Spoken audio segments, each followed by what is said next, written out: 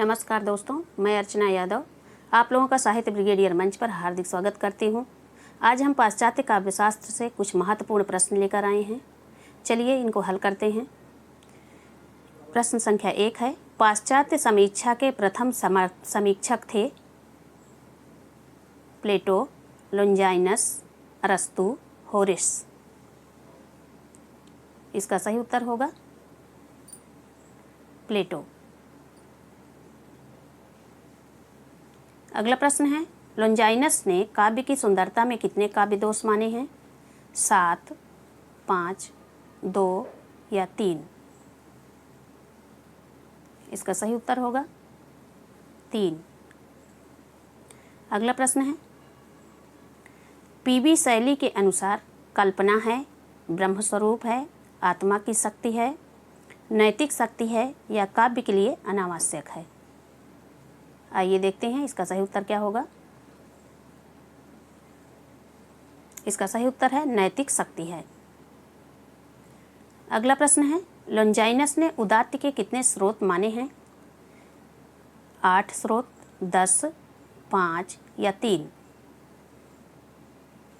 इसका सही उत्तर है 5 स्रोत माना है लोंजाइनस ने उदात्त के। अगला प्रश्न है, प्लेटो और अरस्तु के बाद तीसरा महत्वपूर्ण नाम पाश्चात्य काव्यशास्त्र में माना जाता है?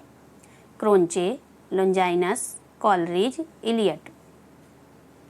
इसमें देखिए किसका नाम माना जाता है जो महत्वपूर्ण है, तीसरा महत्वपूर्ण नाम। इसका सही उत्तर होगा लोंजाइनस।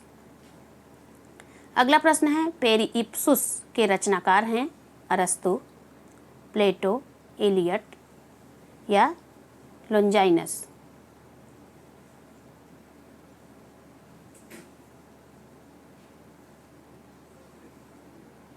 इसका ये लोंजाइनस गलत लिख गया है, इसको लोंजाइनस से समझिए, चौथा वाला ऑप्शन है।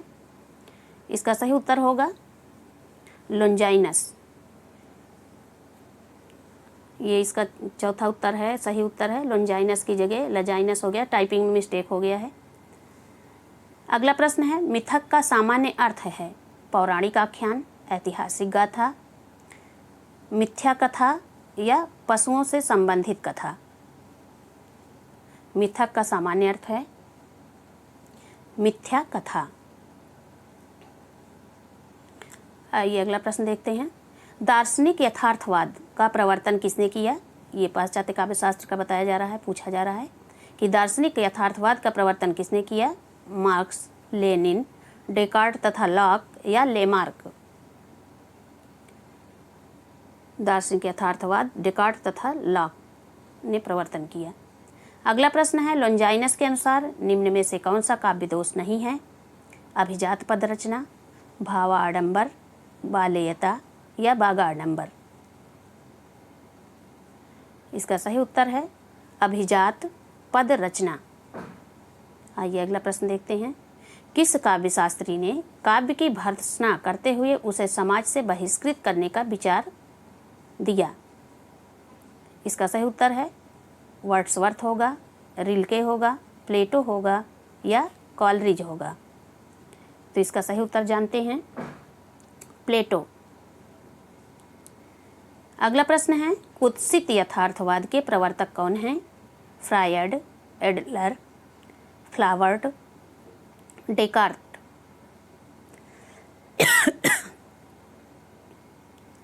माफ करिएगा दोस्तों, इसका सही उत्तर होगा कुत्सित यथार्थवाद के प्रवर्तक फ्लावर्ट।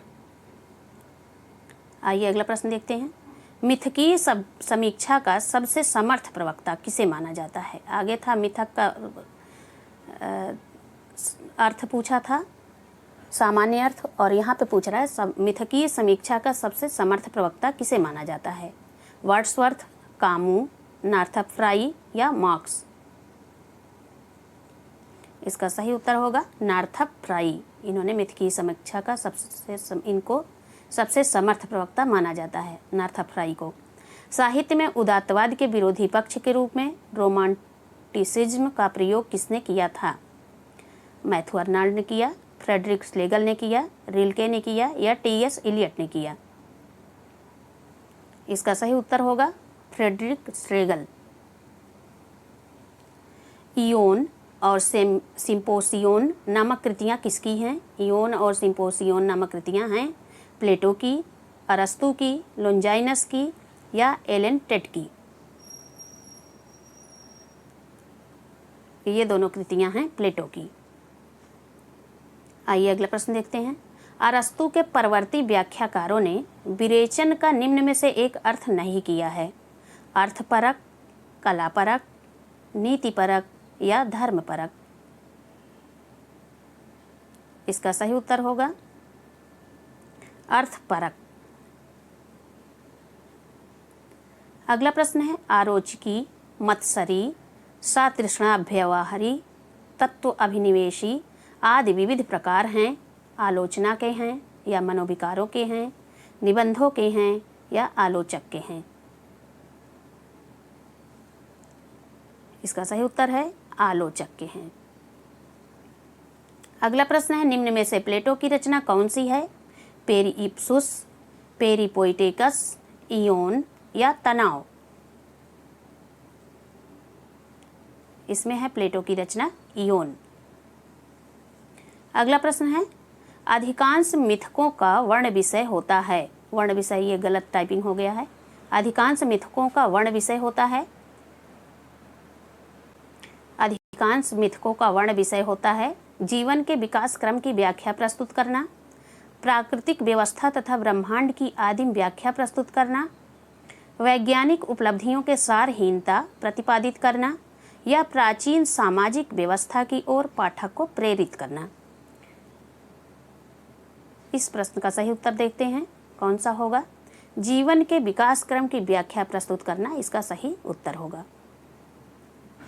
अगला है फ्राइडियन यथार्थवाद के प्रवर्तक कौन माने जाते हैं? फ्राइडियन यथार्थवाद के प्रवर्तक कौन माने जाते हैं? मार्क्स, युंग, एडलर या फ्रायड।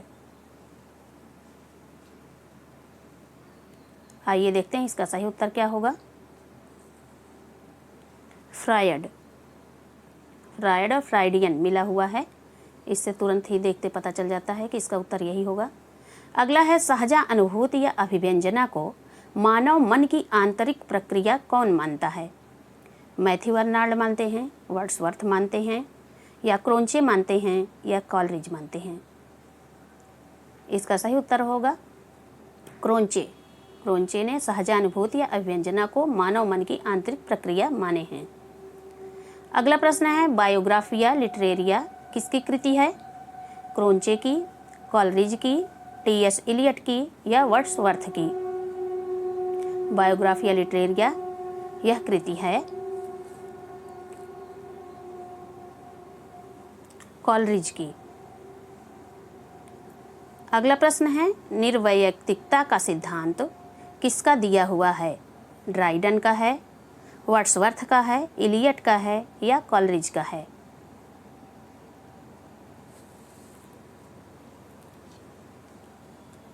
इसका सही उत्तर होगा इलियट ने निर्वैयक्तिकता का सिद्धांत दिया था। अगला प्रश्न है प्लेटो के गुरु कौन थे? लोंजाइनस, लैमार्क, सुकरात या अरस्तु। देखते हैं प्लेटो के गुरु कौन थे। इसका सही उत्तर होगा सुकरात प्लेटो के गुरु थे। दोस्तों अगर वीडियो अच्छा लगे तो लाइक ज़रूर करें और इसे खूब शेयर करें, दूर दूर तक लोगों को तक पहुंचाएं। और चैनल अगर सब्सक्राइब न किए हों तो सब्सक्राइब कर लें। अगला प्रश्न है प्रतीकवादी रचनाकार कौन नहीं है? F.R. Leavis, Berlin, Rimbaud, वाडलेयर।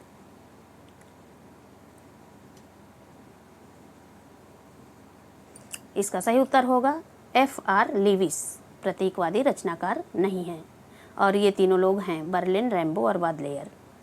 अगला प्रश्न है लिरिकल बैलेड्स के रचयिता कौन हैं? क्रोंचे, ड्राइडन, वर्ड्सवर्थ या लोंजाइनस। लिरिकल बैलेड्स के रचयिता हैं वर्ड्सवर्थ।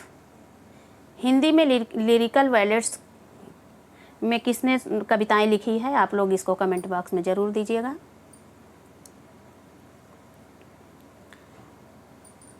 अगला प्रश्न है विरेचन सिद्धांत का प्रवर्तक किसने माना जाता है? प्लेटो को, अरस्तु को, रिचर्ड्स को या इलियट को। इसका सही उत्तर है अरस्तु को। अगला प्रश्न है, निम्न में से कौन उत्तर आधुनिकतावादी चिंतक नहीं है? निम्न में से कौन उत्तर आधुनिकतावादी चिंतक नहीं है? F.R. लीविस, कॉलरिज, जॉनसन या इलियट? इसका सही उत्तर है F.R. लीविस। ये उत्तर आधुनिकतावादी चिंतक नहीं है। अगला प्रश्न है, मार्क्सवादी यथार्थवाद का प्रवर्तन किसने किया? डेकार्ट ने, कार्ल मार्क्स ने, लेनिन ने या एंजिल ने? मार्क्सवादी यथार्थवाद ये कार्ल मार्क्स ने किया था और ये हमारे यहाँ प्रगतिवाद के नाम से भी जाना जाता है। तभी कार्ल मार्क्स का असर आया कविताओं में और प्रगतिशील साहित्य संगठन की स्थापना हुई 1936 में। कथारसिस का अर्थ पाश्चात्य काव्यशास्त्र में क्या माना गया है? अगला प्रश्न है, कथारसिस का अर्थ पाश्चात्य काव्यशास्त्र में क्या माना गया है? निर्वैयक्तिकरण, आनंद, शुद्धिकरण या अनुकरण? इसका सही उत्तर है शुद्धिकरण। अगला प्रश्न देखते हैं, मिथ शब्द कौन सी भाषा का है? मिथ शब्द कौन सी भाषा का है? भारतीय भाषा, चीन, फारसी, यूनानी या ग्रीक? यूनानी, ग्रीक। ये यूनानी को ग्रीक भी कहा गया है। ये पूछ रहा है कि मिथ शब्द कौन सी भाषा का है? इसका सही उत्तर होगा यूनानी। अगला प्रश्न है, संप्रेषण का सिद्धांत किसका दिया हुआ है? संप्रेषण का सिद्धांत किसने दिया? ड्राइडन, विनटो, रिचर्ड्स या कॉलरिज? आइए देखते हैं इसका उत्तर क्या होगा। इसका सही उत्तर है रिचर्ड्स। रिचर्ड्स ने संप्रेषण का सिद्धांत दिया। अगला प्रश्न है, अंतर्विरोध अर्थात पैराडॉक्स सिद्धांत के प्रवर्तक कौन माने जाते हैं? क्लीथ ब्रुक्स, एलियट, अर्नॉल्ड या वर्ड्सवर्थ? इसका सही उत्तर होगा क्लीथ ब्रुक्स। अगला प्रश्न है, अंतश्चेतनावादी यथार्थवाद के प्रवर्तक कौन हैं? Adler, Jung, DS. लॉरेंस या क्रोंचे?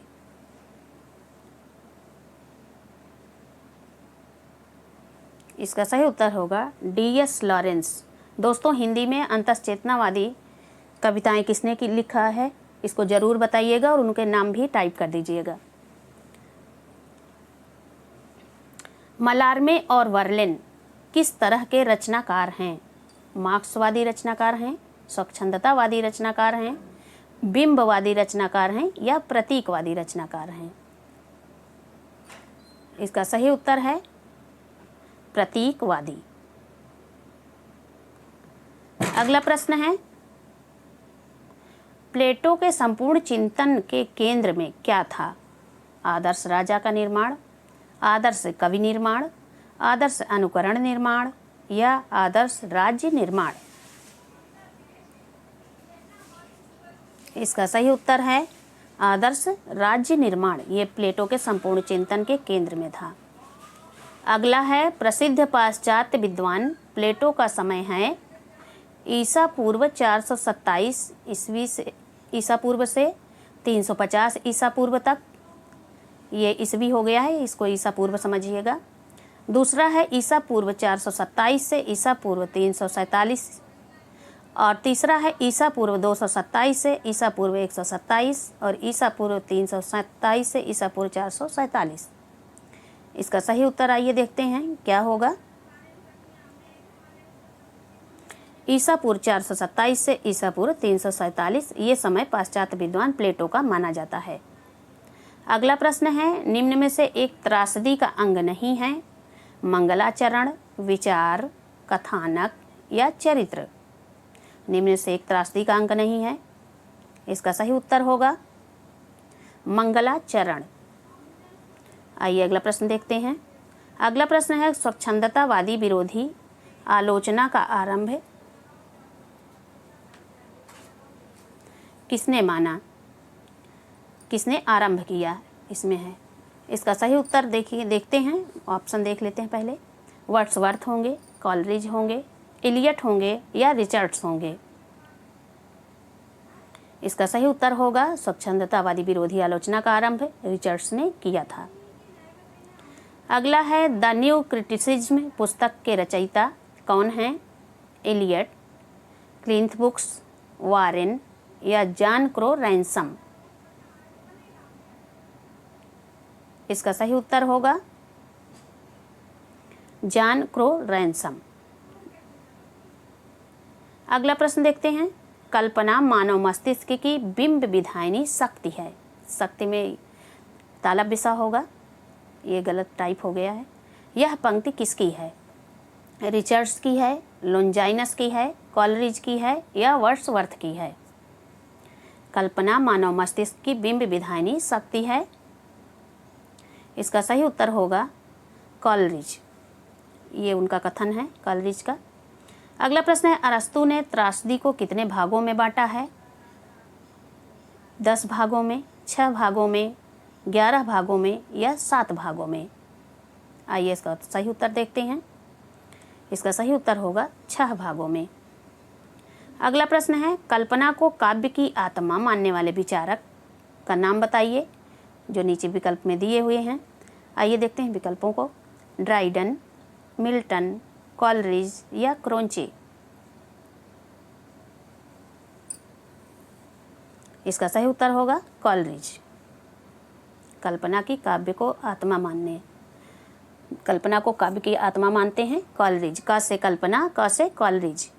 इन्होंने कल्पना का सिद्धांत भी दिया है, इसको ध्यान में रखिएगा। थोड़ा सा ये थोड़ा कठिन है, पाश्चात्य काव्य शास्त्र सभी को लगता है, तो इसको कुछ न कुछ कहीं न कहीं से कोरिलेट करके ही पढ़ा जाए तो ठीक रहेगा और याद भी हो जाएगा।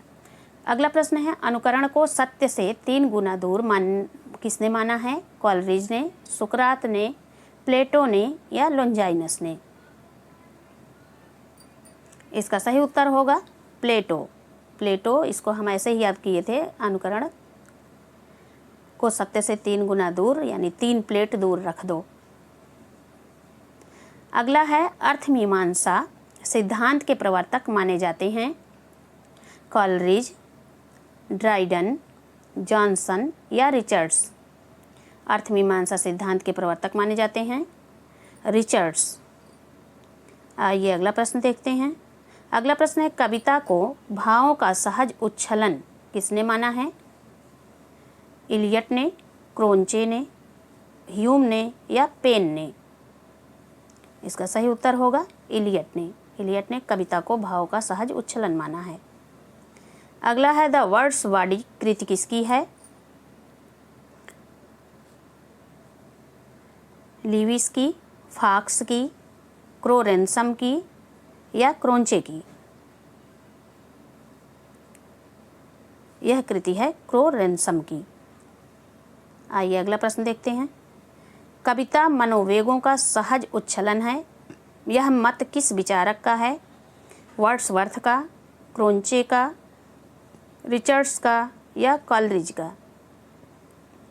प्रश्न है। कविता प्रबल मनोवेगों का सहज उच्छलन है। इसका सही उत्तर होगा वर्ड्सवर्थ। आइए अगला प्रश्न देखते हैं। चित्रकार तथा अन्य कलाकार की ही तरह कवि भी अनुकरता है। अनुकरण के संबंध में यह महत्वपूर्ण कथन किसका है? देखते हैं किसका कथन है। इलियट का, लोंजाइनस का, अरस्तु का या प्लेटो का? इसका सही उत्तर होगा अरस्तु। अगला प्रश्न है। नई समीक्षा में तनाव शब्द के प्रवर्तक कौन हैं? इलियट हैं, एम्पसन हैं, एलेंटेट हैं या ब्रिक्स हैं?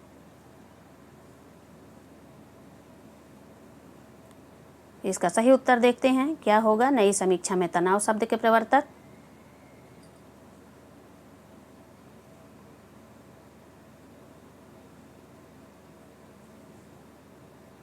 एलेंटेट। आइए देखते हैं अगला प्रश्न। कविता कवि व्यक्तित्व की अभिव्यक्ति नहीं, व्यक्तित्व से पलायन है, कविता कवि व्यक्तित्व की अभिव्यक्ति नहीं, व्यक्तित्व से पलायन है। यह कथन किसका है? ड्राइडन का, अरस्तू का, इलियट का या क्रोंची का? इसका सही उत्तर है इलियट। अगला प्रश्न देखते हैं। अभिव्यंजनावाद के प्रवर्तक कौन हैं? अभिव्यंजनावाद के प्रवर्तक कौन हैं? वर्ड्सवर्थ, क्रोंचे, कॉलरिज या रिचर्ड्स? पाश्चात्य काव्यशास्त्र में अभिव्यंजनावाद के प्रवर्तक हैं क्रोंचे। और हिंदी काव्यशास्त्र में कौन है? इसको जरूर लिखिएगा आप लोग कमेंट बॉक्स में। काव्य को प्रकृति की अनुकृति किस पाश्चात्य काव्यशास्त्री ने माना है? लोंजाइनस ने, इलियट ने, अरस्तू ने या किट्स ने?